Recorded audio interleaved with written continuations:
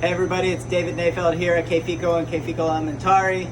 So this week what we're going to be doing is a new experiment. For the very first time we're actually going to make a sauce on video so that way you can see the process, and then we're going to hope to get it all together by the time the pasta is cooked. So let's get started so this isn't too long.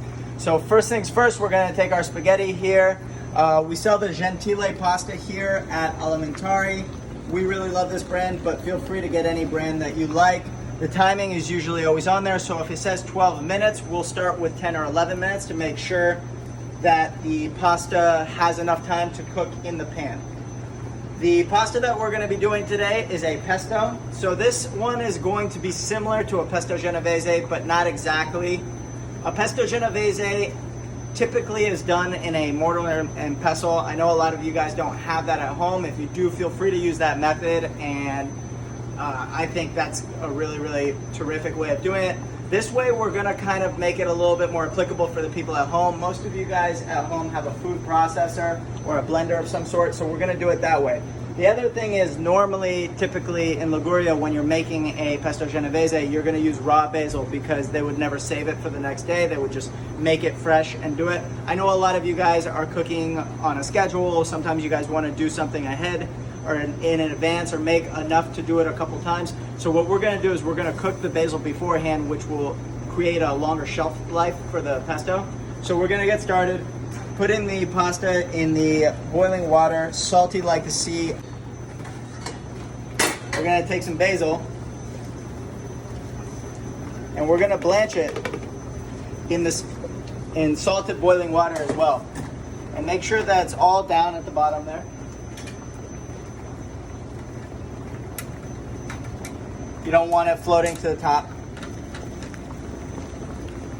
And what we're gonna do is we're gonna blanch that just for about a minute or so. And what that's gonna do is that's gonna set the chlorophyll, the green color inside the basil. So that way when we blanch it, it's gonna stay green, rather than if you put the raw basil in, you have to use it in a pretty quick succession, or else it's gonna turn brown on you by the next day. So basil's going, pasta's going. Now let's talk about some of the other ingredients that we have while everything's cooking. Over here we're gonna be doing a pesto with walnuts rather than pine nuts. There's literally no reason not to use pine nuts, except for the fact that I don't like pine nuts. Some people have a weird reaction to pine nuts in their mouth. I'm one of those people, so I really prefer walnuts. If you want to use pine nuts, feel free. If you want to use almonds, feel free. I really like walnuts because they have a fatty component to them. They're really flavorful, and obviously walnuts grow really well here in the Bay Area, and we get them at the farmers market. We're going to be using two different cheeses here, hard cheeses that are ground. We're going to be using a Parmigiano Reggiano as well as a Pecorino. This is a more classic style of doing a pesto. You obviously don't have to use both, but just understand these are both very different cheeses. The Parmigiano has a fattier, more kind of luscious flavor to it, more round. The Pecorino is going to have a saltier, more crystallized flavor to it, and that's going to bring more pop to the flavor. We're going to use some red chili flakes. Don't forget what we talked about before with the red chili flakes, that they do have a shelf life. You don't want to keep them in your cupboard for more than, let's say 3 to 4 months. Not all are the same. Sometimes when you get them at big brand grocery stores, they've been sitting there for a few months already. So try and get them from a reputable source. We like the chili flakes from Le Sanctuaire. We also grow some of our own chilies and dry them. You can do that as well if you have a garden, but if not, check out online Le Sanctuaire. We're gonna use some garlic here. One thing I want you to notice is that we split the garlic in half and we took the germ out there. The reason why we do that is because the germ kind of starts to turn the flavor of things when you blend it in, if it's raw or semi-raw or not fully cooked. So we take the germ out because this is going to be fried just a little bit, but it still is going to have a little bit of that fresh flavor. So let's get started. We're going to get our pan going on medium heat here, and we're going to use a Ligurian olive oil. The brand that we have is Mosto Oro, which we really like a lot. You can buy it here at Kfico Alimentari, buy it online from us as well, or feel free to use whatever olive oil you have available to you. We're going to use a good amount there at the bottom. And we're going to get started with our garlic. And that's going to fry lightly. Meanwhile, once the basil is done here, it's been going for a while, about, let's see here, it's been going for about 2 minutes or so. We're gonna pull it out. We have ice water here to shock it in. And what this is called is blanching and shocking. You know, you blanch it in the salted water and then you shock it in the ice water so it cools down so it doesn't overcook. So now that we have the basil shocked, sitting here just cooling down, you see the garlic is starting to bubble there, and you're gonna start smelling that beautiful fragrance of the garlic and the olive oil soon. You don't wanna crank this super high. If you notice, the heat is still medium high heat, not blasting all the way. You wanna keep control of that. Also, what you don't want to do is you don't want to burn the garlic and you don't want to overcook the olive oil. You do want to have some of that kind of fruity essence left over. And olive oil, when you get it too hot because it has a low smoke point, is something that can start to taste pretty nasty if you get it, if you overcook it. So notice that here we're starting to get slightly golden brown, not too brown or anything. What we're going to do is we're going to add some walnuts to that. And we're going to kind of very lightly toast the walnuts in there.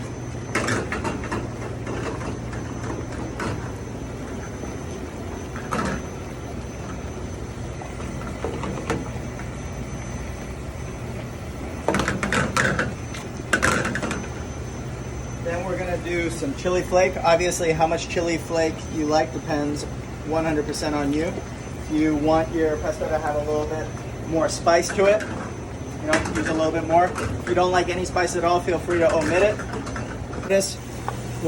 Everything's getting a beautiful, nice color in there. I'm gonna go straight into my mixer here so it doesn't overcook, nothing burns on me.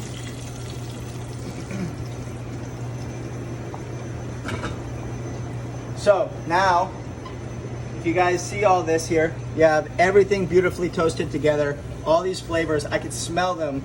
It's just wafting through the kitchen.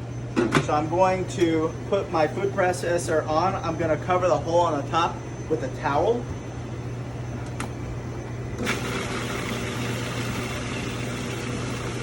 And I'm going to kind of create the base for the sauce there, for the pesto. Now, once again, this is not a traditional Ligurian way of making pesto. This is the way that we make it here in the restaurant. I like it better because it is something that we do for a larger audience, and we do it for a larger group. It's something that is a little bit more shelf stable, and when we make it at the restaurant, it's not something that we're doing in a mortar and pestle every time to order. There are restaurants that do that in Liguria and around the world, but this is just not the way that we do it, and I personally really enjoy this way. So now we're creating almost like a little bit of a paste here with the nuts and the olive oil and the garlic.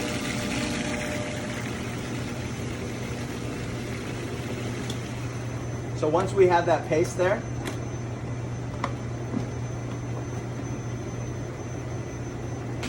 I'm going to add my basil.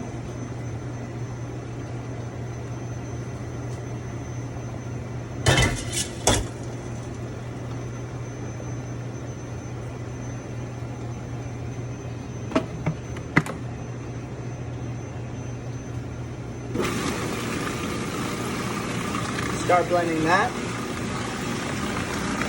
I'm going to add more olive oil.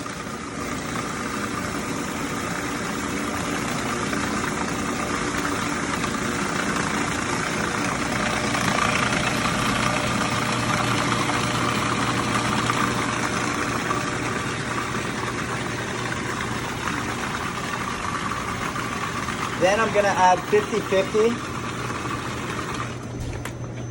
pecorino and Parmesan. Some for saltiness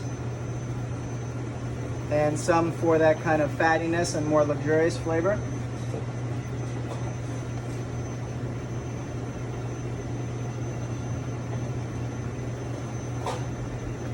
I haven't added any salt yet because As all of you guys have seen prior to this, the pecorino is very salty and it already has a pronounced flavor, so you want to make sure that you're not over seasoning it before, because obviously you can always put in but you can't take out.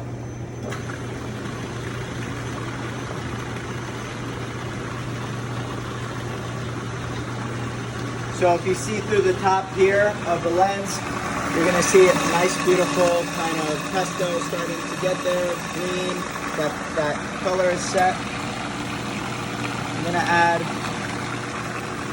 a little bit more oil. And also what I'm going to do is I'm going to take some of the water that I had here, some of this iced basil water, just a little bit. I'm going to add it to the mix as well.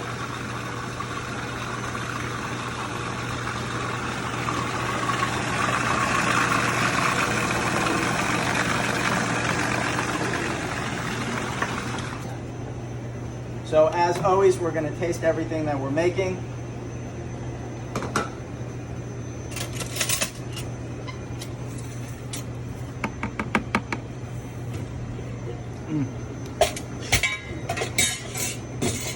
Great.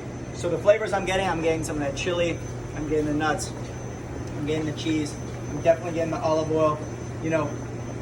And what you're going to notice is from the pecorino specifically, you're almost going to get a little bit of tickle on your tongue, which I rather enjoy. I think it's one of the pleasant parts of using pecorino. I'm just going to clean the side of the mixer here.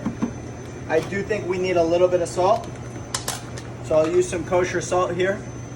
Not too much, because the pasta is cooking in salted water as well.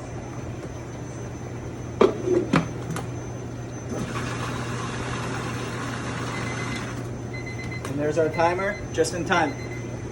So that's been 11 minutes.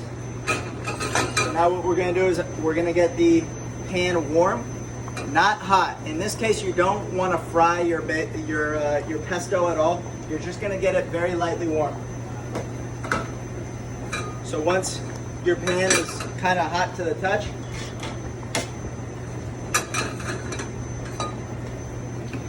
you'll put your pesto sauce in the pan as such.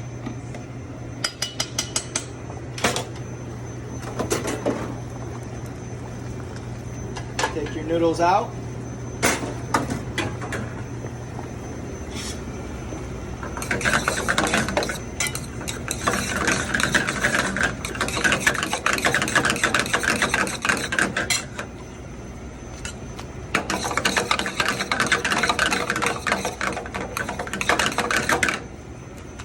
And so this is not one of those pastas that we're going to cook the spaghetti or the noodle in the sauce for too long. This is something where you're just going to get the pan hot, because just remember, all that cheese is already in here. So you guys remember when we made the other pastas, once we put the cheese in, we didn't cook it for too long. It's the same thing with that. So you're going to really want to make sure that if your pesto is cold coming out of the fridge, just try and warm it up very slightly. Do not get it too hot, or else it's going to become stringy because the cheese will melt weird. And then, you know, the hot spaghetti or the hot pasta will go ahead and heat that cheese up. So one thing that we are going to do the same as always is making sure that we're stirring it, then letting that cheese melt a little bit and everything coming together. So once again, I'm going to taste to see how our salt is. It's really nice. I'm going to add just a little bit more salt.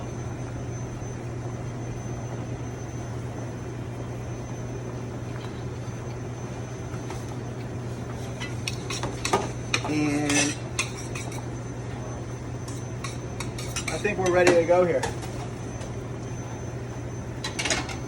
We're gonna get our bowls. Remember, quick tip at home, if you want your food to stay warm, plate it in warm plates. We're gonna take our spaghetti.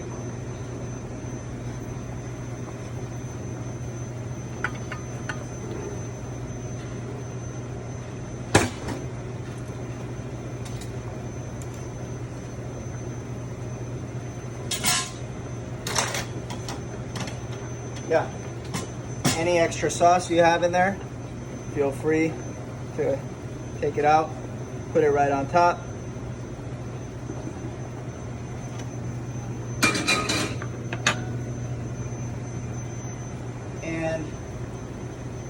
I like to finish it with some fresh olive oil over the top. A little bit of extra cheese. And that's it. So we've been going about 13 minutes or so. And from start to finish, we made a beautiful pesto and cooked the spaghetti.